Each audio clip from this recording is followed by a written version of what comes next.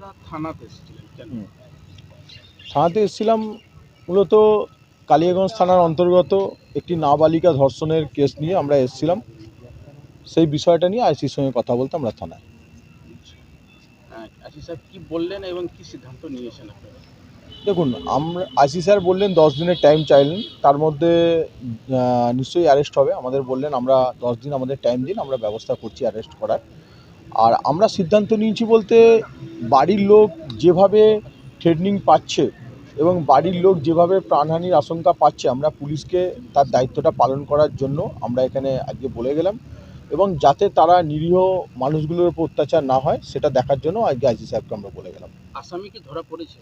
আসামি ধরা পড়েনি। অ্যাকচুয়ালি আসামির সঙ্গে যারা এই কেসটার মধ্যে যুক্ত, যারা আসামিকে লুকিয়ে রাখার চেষ্টা করছে, তাদেরকে অ্যারেস্ট করা হয়েছিল। তারা বেল পেয়ে গেছে এবং তারাই বাইরে বেরিয়ে অলরেডি ওনাদের থ্রেটনিং করছে সেটা নিয়ে।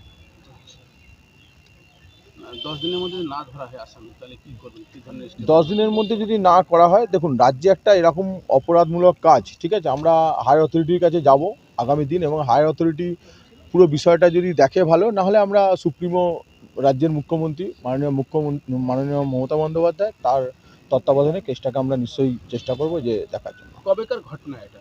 18 তারিখের ঘটনা, যতদূর আমাদের কাছে খবর 18 তারিখের ঘটনা। জুলাই মাসে। হ্যাঁ, জুলাই মাস 18 তারিখ। আর কোনো বক্তব্য কিছু? আরো কিছু প্রশ্ন থাকবে? আচ্ছা, আপনারা আজকে কালিয়াগঞ্জ থানায় এসেছেন। 18 তারিখের ঘটনা, কিন্তু আজকে যদি এই আন্দোলন আজকে যে আপনি 10 দিনের মধ্যে ধরা না পড়ে, তাহলে আপনারা বললেন আপনারা মুখ্যমন্ত্রী মমতা বন্দ্যোপাধ্যায় যাবেন, তারপরেও যদি এই কেসে সুরাহা না হয় তাহলে কোথায় যাবেন? দেখুন, আমাদের জন্য কোর্ট পড়ে আছে। আমি আবার বলি যে কোর্টের থেকে বড় বিচারের ব্যবস্থার কোথাও নেই। আমাদের ভারতীয় সংবিধানকে মান্যতা দিয়ে আমরা কোর্টের দ্বারস্থ হব, যাতে ন্যায্য তার যে অধিকার সেটা যেন সে পায়, এবং সে যেন তার এই কেসটা থেকে সুরাহা পায় এবং তার প্রাণটা বাঁচে।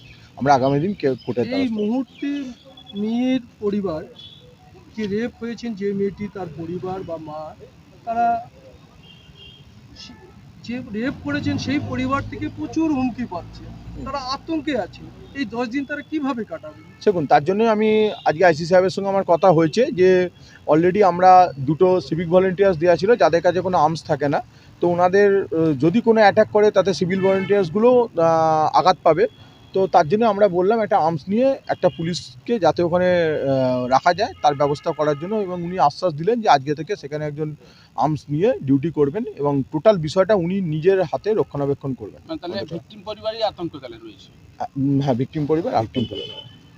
কিন্তু একটা আর্মস নিয়ে তো ডিউটি হয় না পুলিশ ডিপার্টমেন্টে।